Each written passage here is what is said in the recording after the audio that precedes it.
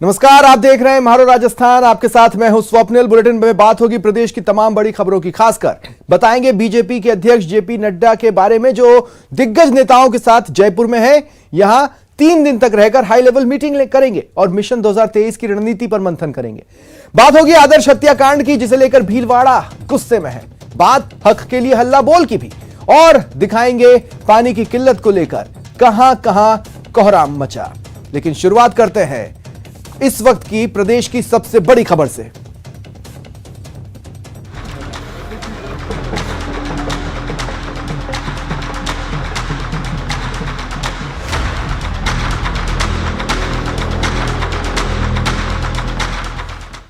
तो कांग्रेस के चिंतन शिविर के बाद अब बीजेपी विधानसभा चुनाव जीतने का फॉर्मूला तैयार करने में जुट गई है।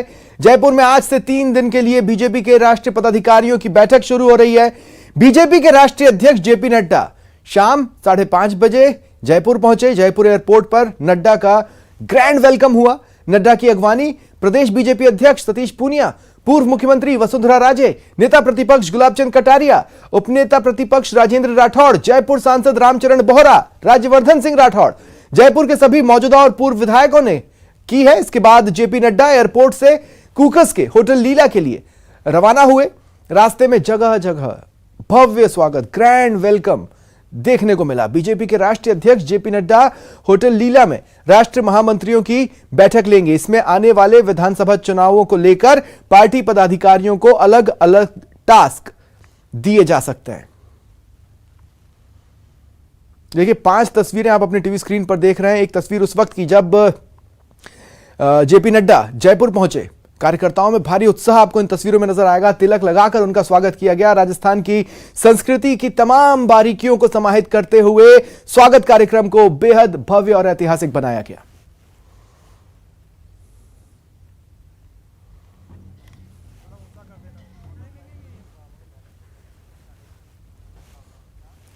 और इस वक्त जयपुर से मेरे सहयोगी बाबूलाल धायल मेरे साथ जुड़ रहे हैं।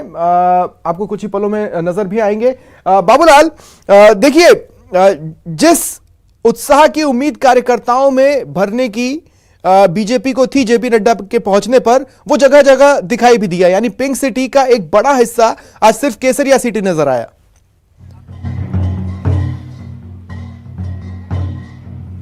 बिल्कुल, और वो जोश खरोश जो है होटल लीला तक बना हुआ है। और आप देखिएगा ढोल नगाड़े बज रहे हैं यहाँ पर। और जब भी कोई शुभ काम होता है तो यहाँ पर राजस्थान में परंपरा है कि महिलाएं माथे पर कलश लेकर के खड़ी होती है वेलकम करने के लिए। ठीक है, आप देखिएगा बड़ी संख्या में महिलाएं यहाँ पर पहुंची हैं, जो जेपी नड्डा जब आएंगे तो उनका स्वागत करेंगी इस अंदाज में। और ये ढोल नगाड़े बजते हुए थोड़ी इनकी आवाज और बढ़ जाएगी जब वो इस होटल में एंटर करेंगे। जो बड़े नेता हैं वो सब इस वक्त जो है, ये जो चौक है होटल का, वहां पर जमे हुए हैं। पीएल संतोष यहाँ पर है, इसके अलावा कैलाश विजयवर्गीय यहाँ पर है, और राजस्थान बीजेपी के बड़े नेता भी यहाँ पर सब पहुंचे हुए हैं। एक तरह से खुशनुमा माहौल है। राजेंद्र राठौड़ हमारे साथ जुड़ रहे हैं। राठौड़ साहब, क्या संदेश आने वाला है आज की इस बैठक से 3 दिन चलने वाले? आप देख रहे हैं राजस्थान की राजधानी में जन समूह उमड़ रहा है। लोग खैर मकदम कर रहे हैं हमारे राष्ट्रीय अध्यक्ष जी का। कार्यकर्ताओं के चेहरे देखिए आप, कितना उल्लास टपक रहा है। निश्चित तौर पर राष्ट्रीय पदाधिकारियों की बैठक और पूरे राष्ट्र के राजनीतिक समस्याओं पर, राजनीतिक हालात पर चर्चा, ये सौभाग्य राजस्थान का है। वीरों की धरती राजस्थान, जो अपने आप में एक संदेश किया जाएगा। गहलोत साहब की सरकार के पीछे पड़ गई बीजेपी, ऐसा लगता है। पीछे नहीं, गहलोत सरकार के शासन के कुराज का तो अंत होना ही है। समय का चक्र घूम रहा है। यहाँ बीजेपी डरती है, इसलिए बार बार जो है यहाँ पर बड़े बड़े नेता आते हैं। बीजेपी डरती नहीं, भारतीय जनता पार्टी कार्यकर्ताओं की पार्टी। यहाँ कोई छोटा नहीं, कोई बड़ा नहीं। इसलिए हम सब लोग मिल बैठकर सहकार के भाव से काम करने वाली पार्टी है। इसलिए कांग्रेस की तो, जो कांग्रेस कभी अटक से कटक तक शासन किया करती थी, 2 राज्यों में आकर सिमट कर रहेगी। एक सवाल मेरा भी है बाबूलाल, अगर आप पूछ पाए। मैं कहना चाहता हूँ कि आपको याद होगा कोरोना काल में भी एक बार जेपी नड्डा आए थे और बड़ा रोड शो जयपुर में हुआ था। तब बीजेपी के नेताओं ने उनसे वादा किया था उपचुनाव जीतकर आपकी झोली में रखेंगे, लेकिन उपचुनावों में न जेपी नड्डा का करिश्मा दिखा, न बीजेपी करिश्मा दिखा पाई थी। और ये देखिएगा आ गए जेपी नड्डा। देखिए सामने तस्वीरों में जेपी नड्डा पहुंच गए हैं। और अब यानी कार से वो नीचे उतरेंगे और ये देखिएगा फुल फूलों से अटी हुई है उनकी कार, फूलों की बारिश हुई पूरे इलाके में, जहां से भी उनका काफिला गुजरा। कड़े सुरक्षा इंतजामों के बीच यहाँ पर जेपी नड्डा पहुंचे हैं और देखिएगा कि अब जैसे ही वो यहाँ पर कदम रखेंगे तो बीजेपी के तमाम जो बड़े नेता हैं वो उनका स्वागत करेंगे। और ये सीधी तस्वीरें आप देखिएगा, जेपी नड्डा होटल लीला पहुंच गए हैं। जो बीजेपी का जो मंथन है उसमें भाग लेने के लिए और गुलदस्ता देकर के उनका स्वागत किया बिल्कुल। गया और है। पिंक सिटी में आने के बाद जिस तरह से स्वागत हुआ और जिस तरह से फूलों की पंखुड़ियां उनकी गाड़ी पर रखी हुई हैं, एक बार की ऐसा लगता है कि पिंक कलर की ही गाड़ी है, तो उनकी गाड़ी भी, उनका काफिला भी, उनका स्वागत भी गुलाबी हो चला है। और इस बैठक में शामिल होने के लिए बिल्कुल, और सामने में तो गजराज है, वो भी उनका स्वागत करेंगे। देखिएगा इस अंदाज में जो महावत है, उन्होंने फूलों की बारिश की उनके ऊपर। और आज एक दर्जन से ज्यादा जो हाथी पूरे इस एरिया में थे और उन्होंने फूल बरसाए, माला पहनाई जेपी नड्डा को। तो एक अलग ही नजारा देखने को मिला कि राष्ट्रीय अध्यक्ष के लिए पलक पावड़े बिछाए गए और सब ने दिल खोल करके उनका स्वागत किया। तो अब यहाँ से जेपी नड्डा जो है होटल के भीतर जाएंगे। स्वागत सत्कार का सिलसिला अभी कुछ मिनट चलेगा। उसके बाद में वो एक प्रदर्शनी का यहाँ पर उद्घाटन करेंगे। तो इस तमाम जो बीजेपी के बड़े नेता हैं, इस वक्त बड़े चेहरे जो हैं, वो अभी जेपी नड्डा के साथ चलते हुए यहाँ पर, और सीधे वो महाराणा प्रताप की प्रतिमा पर पुष्प अर्पित करेंगे सीधे सामने।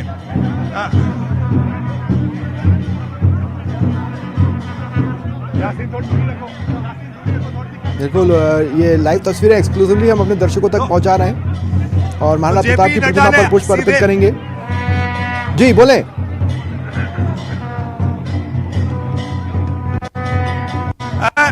जब भी बीजेपी जो है वो बड़ा काम करती है तो अपने वीर योद्धा जो है, जो महापुरुष है, उनको याद करती है और वो कभी नहीं भुलाती है। जब भी कोई शुभ काम करती है तो वो बड़े जिन लोगों का देश की आजादी में, देश के समाज को दिशा देने में जिनका योगदान रहा है, वो उनके आगे नतमस्तक होती है। और ठीक आज जेपी नड्डा ने भी सबसे पहले जो है महाराणा प्रताप को याद किया यहाँ पर, और उसके बाद में वो आगे बढ़ रहे हैं। और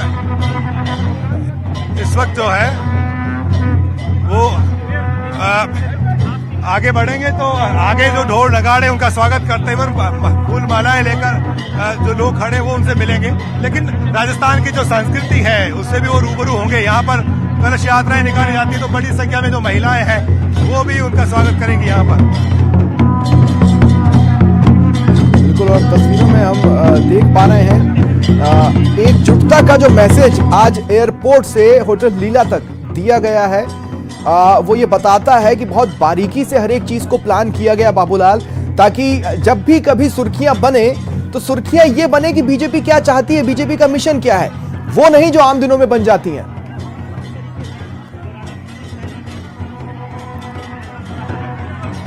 जी देखिए, बीजेपी जनता को जोड़कर चलती है, हमेशा जनता के मूड में क्या है इस बात का वो हमेशा ध्यान रखती है।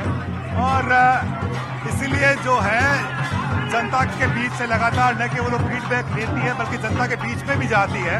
और इसीलिए जो है अब पार्टी ने फैसला किया है कि वो केंद्र की जो सरकार है उसकी योजनाओं का जनता धरातल पर असर क्या है उसका जायजा लेगी। तो पार्टी के कार्यकर्ता जो है वो 30 मई से सेवा सप्ताह मनाएंगे, एक पखवाड़ा आयोजित कर रहे हैं और उसमें जाकर के गरीब कल्याण की जो योजनाएं हैं उसका फीडबैक लेंगे, कहाँ कहाँ कुछ कमियां रह गई हैं तो उनका आकलन करेंगे और कितना फायदा हुआ है लोगों को तो उसके ऊपर भी चर्चा करेंगे। और ये देखिएगा राजस्थानी साफा पहनाते हुए जितेंद्र शर्मा जयपुर के इस जिले के वो जिला अध्यक्ष हैं, उनको तलवार भेंट की गई है यहाँ पर देखिएगा। और कार्यकर्ताओं का जोश देखते ही बनता है और महिलाएं मंगल गीत गाती हुई इस वक्त यहाँ पर, और तलवार भी म्यान से निकाली नड्डा ने। ये देखिएगा जेपी नड्डा ने एक तरह से विजयी मुद्रा में ये विरोधियों को संदेश देने के लिए इस तरह का अंदाज जो है नेता बनाते हैं। और बिल्कुल यलगार है, हम तैयार हैं, ये बताने की कोशिश तलवार को म्यान से निकालकर बीजेपी के राष्ट्रीय अध्यक्ष जेपी नड्डा ने की है ये जो अंदाज है ये बीजेपी के नेताओं का ये हमेशा देखने को मिलता है और इस कड़ी में जेपी नड्डा ने भी आज उसी अंदाज में यहाँ पर लोगों का अभिवादन स्वीकार किया। तो अब जेपी नड्डा होटल के भीतर जाएंगे और यहाँ के बाद शायद मीडिया को यहीं पर रोक दिया जाएगा, लेकिन बहुत ज्यादा जोश यहाँ पर उत्साह दिखाई दिया बीजेपी के नेताओं और कार्यकर्ताओं में। और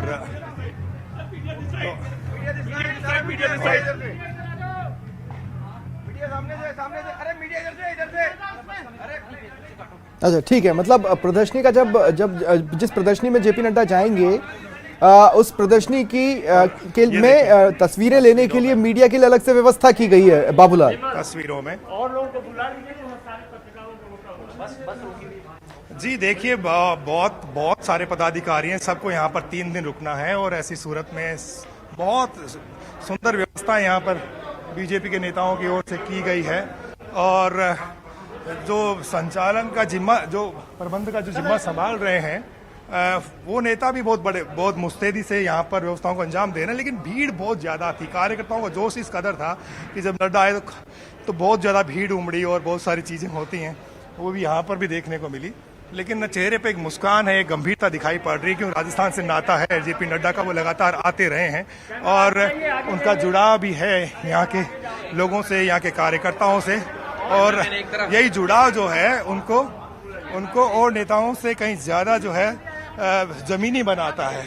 और यहाँ पर आ रहे हैं श्यामा प्रसाद मुखर्जी और पंडित दीनदयाल उपाध्याय की जो प्रतिमा है यहाँ पर वो पुष्प अर्पित करेंगे क्योंकि श्यामा प्रसाद मुखर्जी जनसंघ के संस्थापक थे और पंडित दीनदयाल उपाध्याय उन्होंने वो थिंक टैंक थे जिन्होंने यानी कि एक तरह से बीजेपी का बीजारोपण किया था। उसके बाद में हालांकि उनके निधन के बाद में बीजेपी बनी थी, लेकिन पंडित दीनदयाल उपाध्याय के जो विचार थे उनके अनुरूप पार्टी चलती है। तो कोई भी कार्यक्रम हो बीजेपी अपने पुरोधाओं को कभी भूलती नहीं है और इसी कड़ी में जो है वो पंडित दीनदयाल उपाध्याय और श्यामा प्रसाद मुखर्जी को भी यहाँ पर याद किया गया है। और वासुदेव देवनानी क्या कहेंगे, नड्डा साहब आए, क्या मैसेज देकर के जाएंगे अगले 3 दिन बाद? ये सारे कार्यकर्ताओं में एक ऊर्जा का संचार करके जाएंगे ताकि आगामी चुनाव में हम कांग्रेस का सफाया कर सके और एक संगठन को मजबूती मंत्र दे जाएंगे। बहुत ज्यादा जोश नजर आ रहा है आपके कार्यकर्ताओं में, नेताओं में। निश्चित रूप से राष्ट्रीय अध्यक्ष है हमारे और राष्ट्रीय अध्यक्ष से इतना ऊर्जा और लोगों में उत्साह है, बस हम कार्यकर्ता समा नहीं पा रहे हैं। निश्चित रूप से कार्यकर्ताओं में अति उत्साह है, बहुत ज्यादा उत्साह है। मेरे साथ में राजेंद्र राठौड़ जुड़े। राठौड़ साहब, ये तस्वीरें क्या बयां कर रही है, जो जोश है आपके कार्यकर्ताओं का, नेताओं का, पदाधिकारियों का, ये क्या बयां कर रहा है? ये उन हमारे पुरोधाओं की तस्वीरें हैं जिनके दम पर भारतीय जनता पार्टी ने आज का ये सफर पूरा किया है। यही पार्टी है जो राख में मिलकर भी आकाश तक ऊंचाई तक जा सकती है। यही वो पार्टी है चाय बेचने वाला एक परिवार का एक व्यक्ति प्रधानमंत्री की कुर्सी पर बैठ सकता है। यही वो पार्टी है जिसमें मालूम नहीं अगला राष्ट्रीय अध्यक्ष कौन होगा। इस प्रकार की कार्यकर्ता आधारित पार्टी के अंदर उन कार्यकर्ताओं का सम्मान जिन्होंने इस पार्टी को खड़ा किया, आप देख रहे हैं माननीय राष्ट्रीय अध्यक्ष जी के आने पर कितना उत्साह है। और हमारे इतिहास को जानने वाले लोग जो वो सारे आपके सामने। तो यहाँ पर प्रदर्शनी लगाई गई है सुंदर सिंह भंडारी की जीवन यात्रा को, जिसमें दर्शाया गया है। और कुशाभाऊ ठाकरे जो कि पूर्व अध्यक्ष थे बीजेपी के, उनकी जीवन यात्रा को भी दिखाया गया है और किस तरह से उन्होंने संघर्ष करते हुए बीजेपी को इस ऊंचाई तक पहुंचाया। तो वो तमाम चीजें इस प्रदर्शनी में दिखाई गई है, जिसका अवलोकन इस वक्त जेपी नड्डा कर रहे हैं। उनके साथ में बीजेपी के जो और नेता हैं वो भी हैं, कैलाश विजयवर्गीय हैं, सतीश पूनिया हैं और भी तरुण चुग हैं, अरुण सिंह हैं। ये तमाम नेता अपने राष्ट्रीय अध्यक्ष के साथ में अवलोकन कर रहे हैं और देख रहे हैं किस तरह से उन लोगों के संघर्ष की बदौलत भाजपा आज इस मुकाम तक पहुंची है। तो ये जीवन यात्रा है एक तरह से बीजेपी की, कि आजादी के 75वें साल में जब देश है और उसमें एक इतनी बड़ी मजबूत पार्टी जो आजादी के बाद में बनी और पहले जनसंघ बना, फिर उसके बाद में जनता पार्टी और उसके बाद में भारतीय जनता पार्टी। तो पिछले 40-42 सालों में जो बीजेपी का सफर रहा है वो कहां से कहां तक पहुंच गया है, उसकी झलक यहाँ पर दिख रही है। उस वक्त के जो लेख हैं वो इसमें दर्शाए गए हैं, उस वक्त के जो अभिलेख हैं यानी कि उस वक्त के जो डॉक्यूमेंट्स हैं वो भी इसमें दर्शाए गए हैं, और उस दौर में किस तरह से उन्होंने संघर्ष करते करते और भाजपा को यहाँ तक लाने में जो उनका अहम योगदान रहा उसका जिक्र यहाँ पर किया गया है।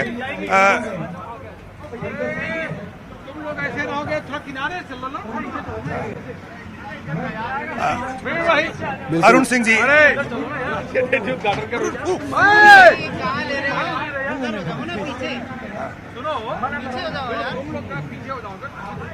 तो ये जो हॉल है जहां पर ये प्रदर्शनी लगाई गई है उसमें वो जो कुछ ज्यादा बड़ा हॉल नहीं है, लेकिन जो उस जमाने की जो यादें हैं उसमें झांकने की कोशिश कर रहे हैं नेता। और इस वक्त जो है इस प्रदर्शनी का अवलोकन करते हुए जेपी नड्डा, ये देखिए अटल बिहारी वाजपेयी के साथ में सुंदर सिंह भंडारी का जो जुड़ाव था और उसकी तस्वीरें यहाँ पर सबके सामने।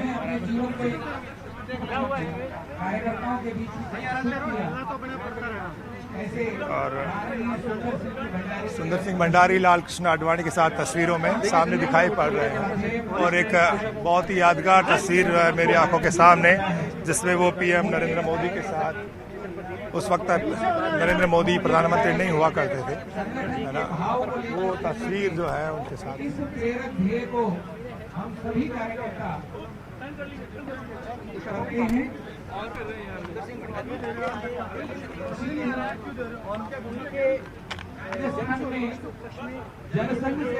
ठीक है, तो ये लाइव तस्वीरें हम दिखा रहे हैं जो प्रदर्शनी लगाई गई है, उसमें पार्टी से जुड़ी कई ऐसी यादें हैं जिन्हें देख हर कोई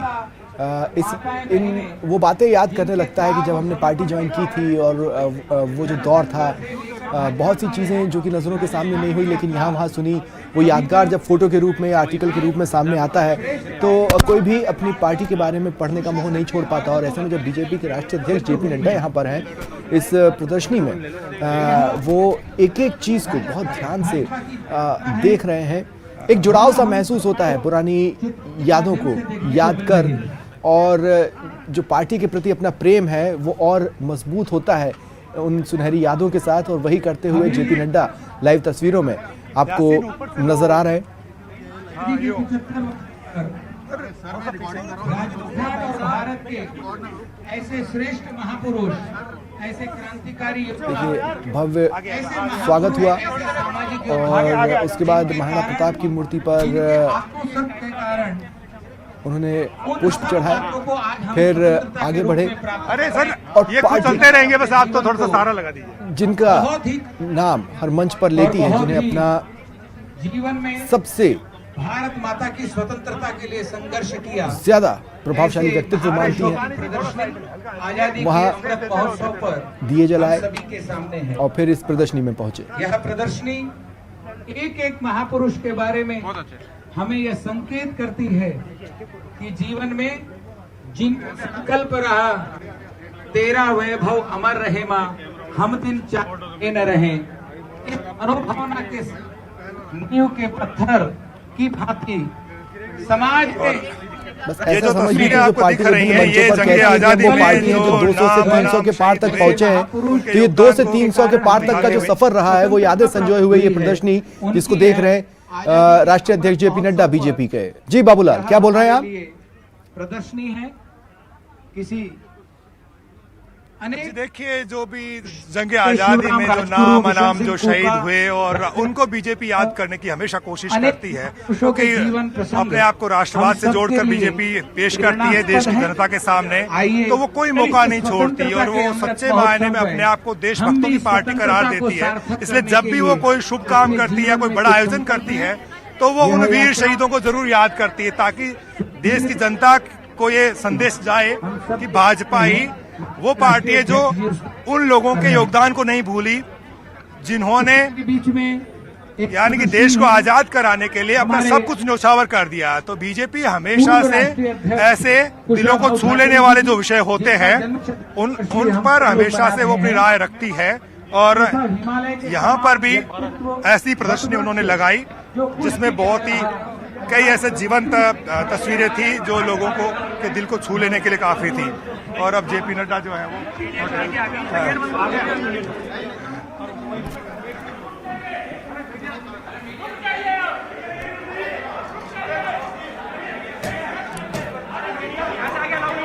बिल्कुल देश के लिए जिस किसी ने भी बड़ा और अहम योगदान दिया है उन सभी को इस प्रदर्शनी में शामिल किया गया है, और जेपी नड्डा इस प्रदर्शनी को देख रहे थे।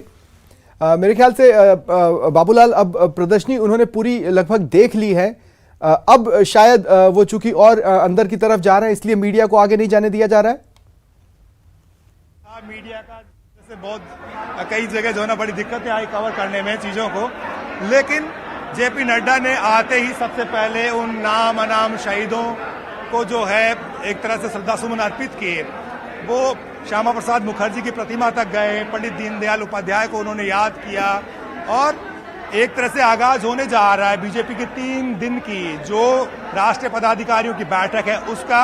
अब से कुछ ही देर बाद में राष्ट्रीय जो महामंत्री हैं, महासचिव हैं, उनकी बैठक शुरू होने वाली है। देश भर का फीडबैक लेंगे कि भाजपा इस वक्त धरातल पर कहां है।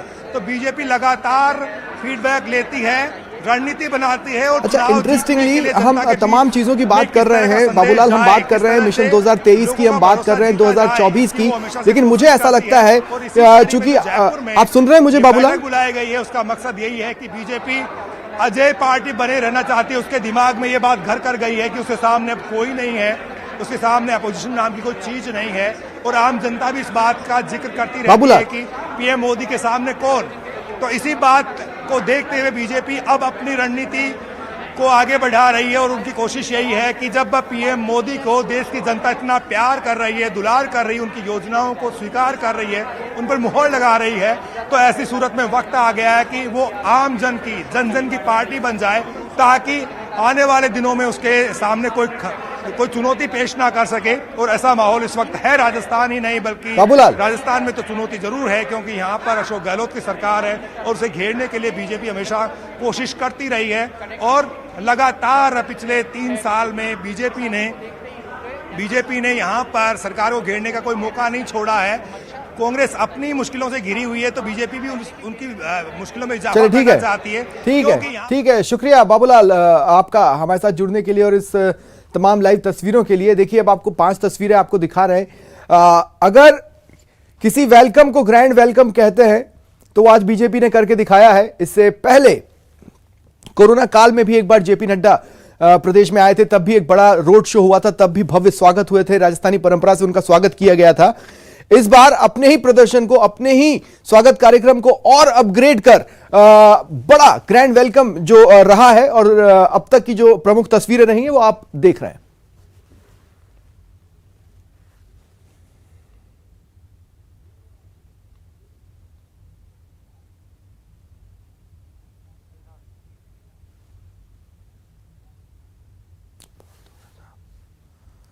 तो ये 5 तस्वीरें आप अपने टीवी स्क्रीन पर देख पा रहे हैं। देखिए, जिस तरह से उनका ग्रैंड वेलकम हुआ, जिस तरह से उनका स्वागत हुआ, जिस तरह से उन्होंने महाराणा प्रताप को नमन किया।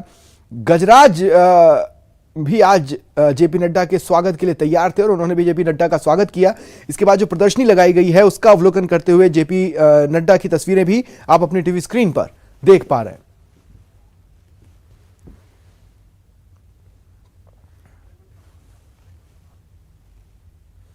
और अब बात करते हैं आदर्श हत्याकांड पर आक्रोश की। भीलवाड़ा आदर्श हत्याकांड में भले ही सब कुछ शांत दिख रहा हो, लेकिन पीड़ित पक्ष के कई सवालों पर पुलिस प्रशासन की चुप्पी से संशय साफ दिख रहा है। पुलिस पर दबाव में काम करने के साथ ही कई पुलिस कर्मियों पर आरोपियों से मिलीभगत के भी आरोप हैं। देखिए ये रिपोर्ट। आदर्श हत्याकांड के अनसुलझे सवाल। जो झूठे बयान थे ना उनमें तो मतलब पूरी बात ही पलट रही थी कि नाम में मौका वारदात पे था ना, ऐसे कुछ बात, मतलब नाम में इनको जानता हूँ मैंने, मतलब गर्मा गर्मी में। तो आप मानते हैं आपके भाई के साथ अन्याय हो रहा है? हाँ, हो रहा है।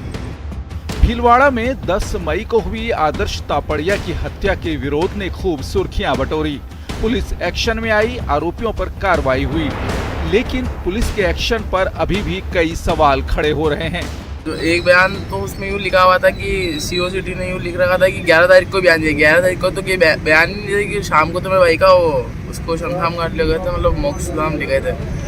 परिवार ही नहीं, स्थानीय लोगों के भी यही सवाल हैं। बीजेपी ने पूरे मामले में लीपापोती का आरोप लगाकर अनिश्चितकालीन धरना शुरू किया है।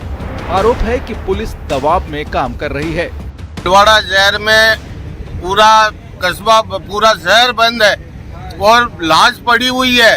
उस वक्त पुलिस अधिकारी बिना बयान दिए फाइल में 161 के बयान लिख लेते हैं और वो बयान पूरे केस को खत्म करने के बयान लिखे जाते हैं। ये बयान कहां से आए, किसने दिए, ये एक बहुत बड़ा जांच का विषय है। पहले दिन से इस जांच को समाप्त करने का प्रयास किया जा रहा है। बीजेपी से जुड़े संगठनों का आरोप है कि असली मुजरिम को बचाया जा रहा है। एक पार्षद समेत कुछ पुलिस के कर्मचारियों पर भी सवाल उठे हैं। असली अपराधी गिरफ्तार हो, जो दोषी अधिकारी हैं, जो मिलीभगत कर रहे हैं और इसमें जो षड्यंत्रकारी हैं, वो गिरफ्तार हो। इन मुद्दों को लेकर अनिश्चितकालीन धरना जिला कलेक्टर के बाहर दिया जा रहा है। आदर्श की हत्या को लेकर पुलिस प्रशासन पर सीधे तौर पर सवाल हैं, तो पुलिस अधीक्षक जांच रिपोर्ट आने तक इंतजार करने की अपील करते हैं। आगे जांच कर रही हैं और यदि किसी भी कर्मचारी की, चाहे वो कांस्टेबल हो या सीनियर मोस्ट अधिकारी हो, यदि संलिप्तता किसी भी रूप में आती है तो आश्वस्त करते हैं कि उसके खिलाफ भी कार्रवाई की जाएगी, बट वो जांच पूरी होने तक इंतजार करना चाहिए। वहीं जिले के कलेक्टर कहते हैं कि 31 मई तक परिवार को मुआवजा दिलवाने की पूरी कोशिश की जा रही है।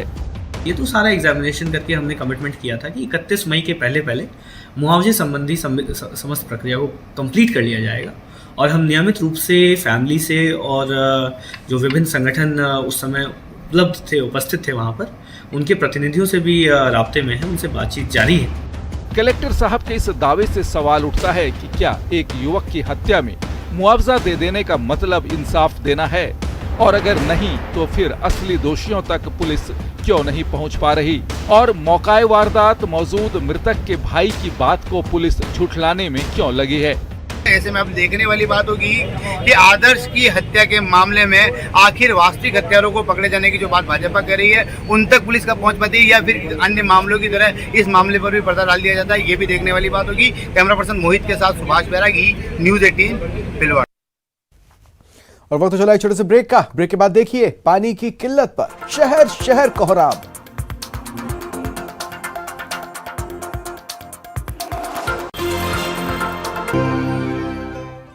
और अब बात करते हैं पानी की किल्लत को लेकर शहर शहर लोगों के प्रदर्शन की। पहले तो कुछ तस्वीरें देखिए। दो तस्वीरें हैं आपकी टीवी स्क्रीन पर। पहली झुंझुनू के सुल्ताना कस्बे की।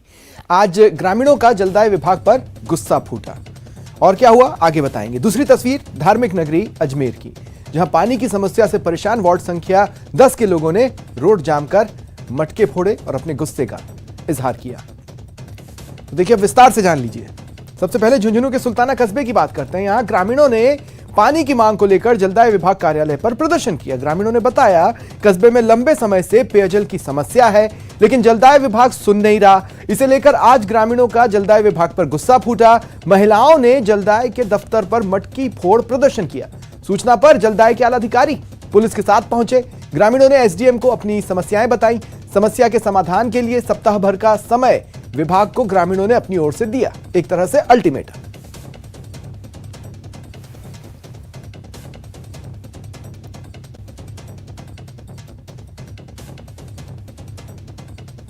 थाना में बड़े लंबे समय से जो पानी की समस्या थी, उसके लिए जल के लिए आंदोलन किया गया था, जिसमें यहाँ के जेईएन ऑफिस के सामने यहाँ की जनता ने जल के लिए जनता आंदोलन के रूप में हमने एक प्रदर्शन किया, जिसमें कुंभकर्णीय नींद में सो रहे यहाँ का प्रशासन, एसडीएम साहब, एक्शन, एएन और जेईएन को बुलाया गया और इस गांव की 15 सूत्री मांगे उनके सामने रखी गई।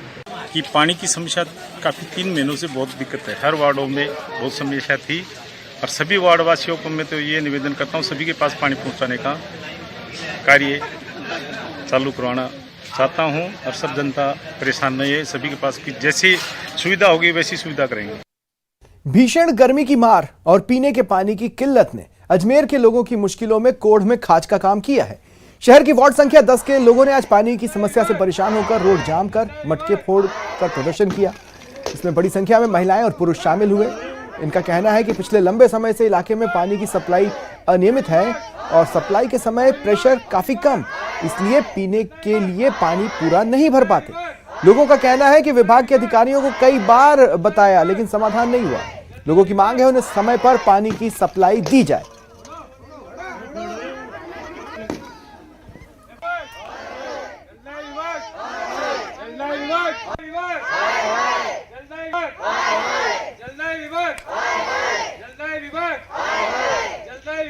हो गए पानी से।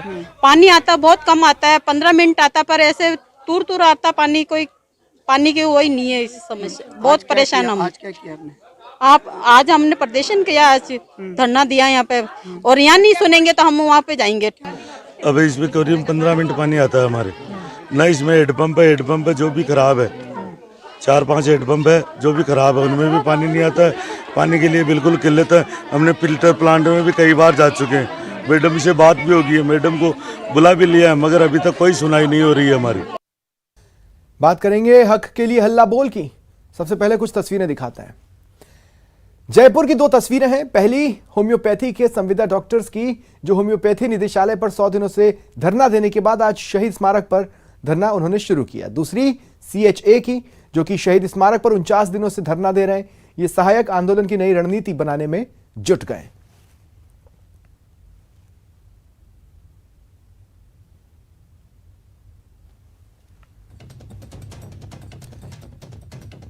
होम्योपैथी निदेशालय पर 100 दिनों से धरना दे रहे संविदा होम्योपैथी के डॉक्टर्स ने आज से शहीद स्मारक पर धरना शुरू किया। होम्योपैथी चिकित्सा संघर्ष समिति के प्रदेश संयोजक डॉक्टर राजेश कुमार ने बताया कि वे लोग 656 पदों के प्रस्ताव की मंजूरी को लेकर अनिश्चितकालीन धरने पर हैं। उन्होंने कहा इस दौरान सीएम से कई बार मुलाकात हुई, लेकिन वे सिर्फ आश्वासन दे रहे हैं। डॉक्टरों से बात की सहयोगी सौरभ गृहस्थी ने।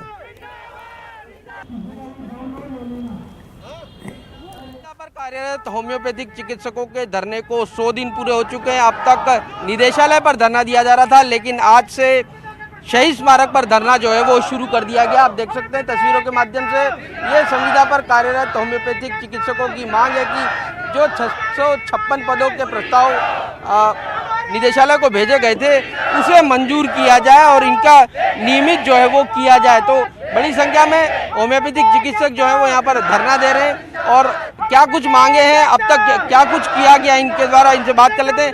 राजेश जी बताओ, किस प्रकार की आप लोगों की मांग है? हमारी मांग है कि जो 6 महीने पूर्व इसी जगह हमने धरना दिया था, तो तत्कालिक चीफ सेक्रेटरी और हमारे जो डायरेक्टर मैडम है, हमारी एक प्रस्ताव बना के भेजा था। उस प्रस्ताव में 656 पदों का प्रस्ताव था, प्रत्येक CSC के ऊपर होम्योपैथी डॉक्टर की नियुक्ति की जाए।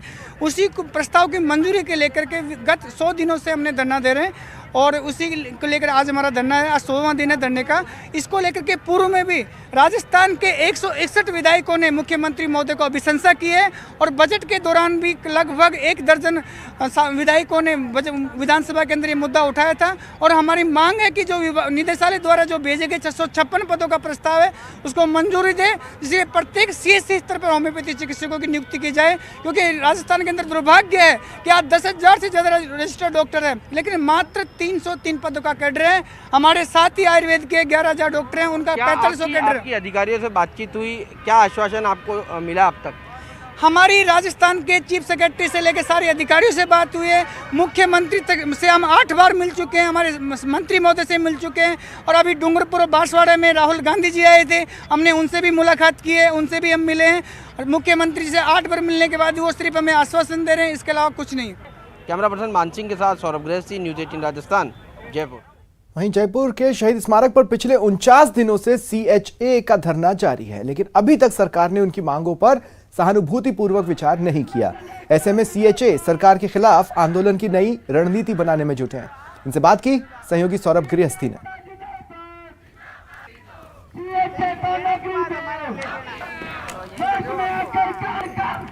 बहाली की मांग को लेकर कोविड स्वास्थ्य सहायकों का धरना लगातार जारी है। शहीद स्मारक पर धरना देते हुए 49 दिन जो है वो कोविड स्वास्थ्य सहायकों को हो चुके हैं, लेकिन संख्या बल जो है वो किसी भी प्रकार से कम होता हुआ नजर नहीं आ रहा।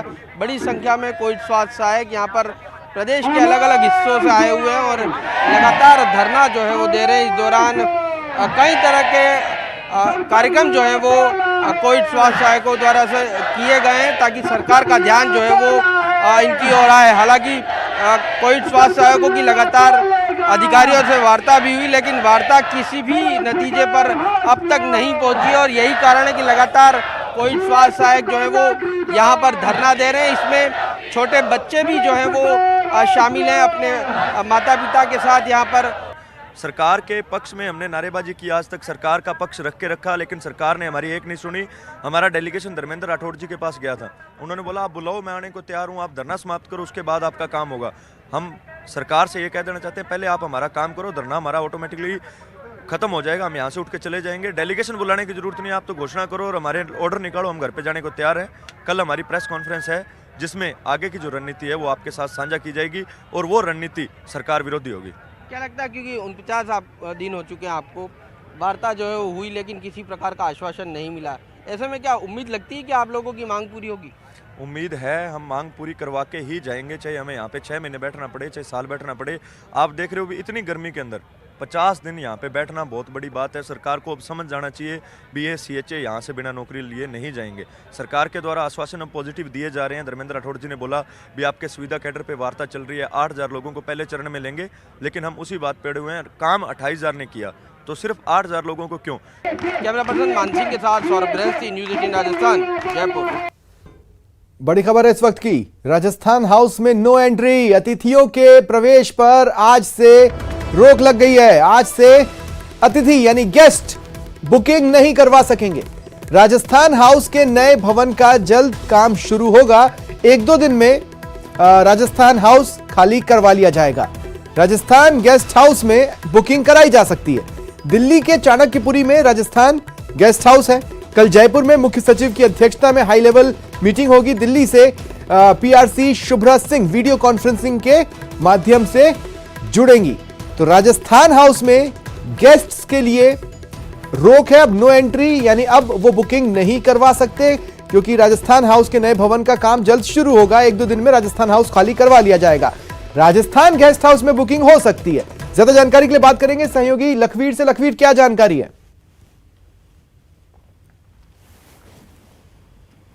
सुन पा रहे हैं लखवीर मुझे? जी, क्या जानकारी है आपके पास? देखिए, बिल्कुल राजस्थान हाउस का जो कई हिस्सा जर्जर हो चुका था, उसमें डेवलपमेंट की मांग लगातार उठ रही थी, तो राजस्थान सरकार ने फैसला लिया है कि जल्द उसके पुनर्निर्माण का कार्यक्रम शुरू होगा। स्टेट PWD है जो है वो उसको डिमोलिश करेगी पूरे राजस्थान हाउस को और उसको पुनः नया भवन निर्माण करवाया जाएगा, क्योंकि जितने भी हाउसेस तमाम स्टेट गवर्नमेंट्स की यहाँ दिल्ली में बने हुए हैं उनमें से खस्ता हालात राजस्थान हाउस की फिलहाल बनी हुई थी। तो मुख्यमंत्री अशोक गहलोत लगातार इस बात को लेकर सजग थे कि कैसे नया राजस्थान हाउस का निर्माण कराया जाए। तो इसको लेकर आज से जो बुकिंग्स है उन पर रोक लगा दी गई है कि अब कोई भी जो अतिथि है वो राजस्थान हाउस में नहीं रुक पाएंगे।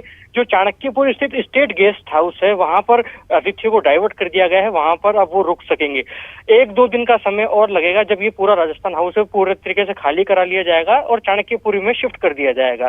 कल सुबह जयपुर में मुख्य सचिव उषा शर्मा की अध्यक्षता में एक हाई लेवल मीटिंग होनी है जिसमें दिल्ली से PRC शुभ्रा सिंह भी जुड़ेंगी और ये तय किया जाएगा कि जो तोड़ फोड़ का कामकाज है वो कब से शुरू करवाया जाए, पुनर्निर्माण का कामकाज कब किस प्रारूप में होगा, कब से उसको शुरू कराया जाए। ये PWD के तमाम अधिकारियों के साथ बैठकर कल जयपुर में नीति निर्माता जो है राजस्थान सरकार की वो तय कर लेंगे कि आखिरकार राजस्थान हाउस जो नया भवन का निर्माण करना है उसका प्रारूप किस तरीके का हो। चलिए, शुक्रिया।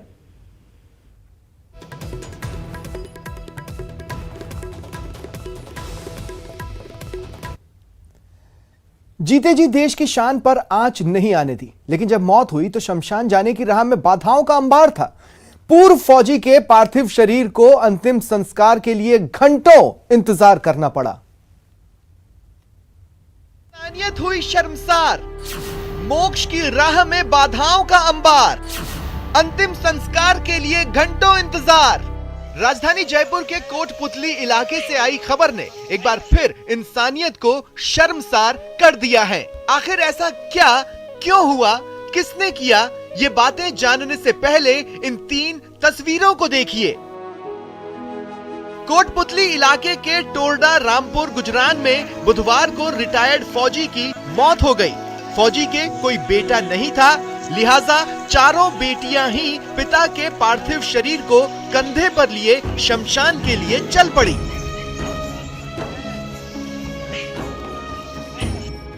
लेकिन पार्थिव शरीर मोक्ष धाम तक पहुंचे इसके पहले ही राह में बड़ी बाधा आ खड़ी हुई।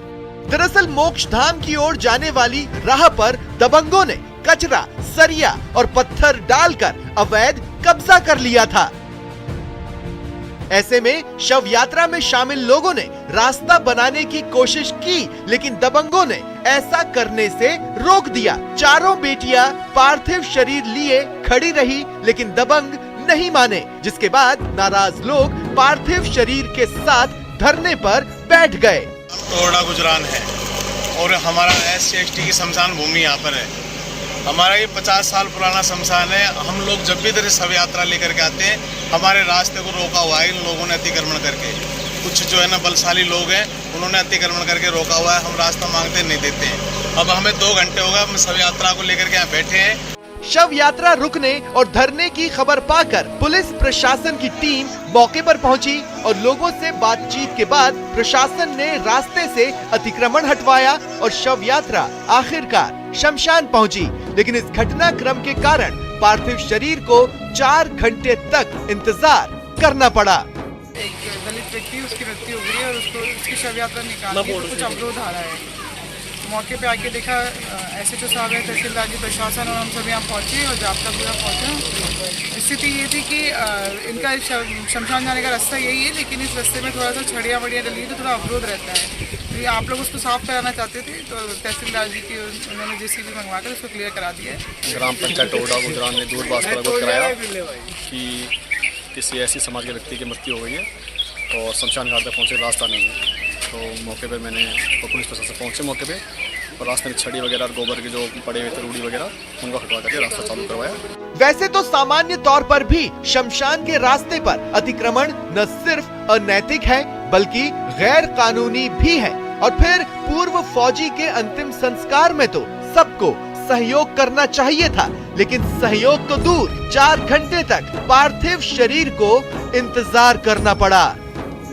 न्यूज़ 18 राजस्थान के लिए कोटपुतली से हीरालाल की रिपोर्ट। फिलहाल इतना ही, मुझे दें इजाजत, नमस्कार।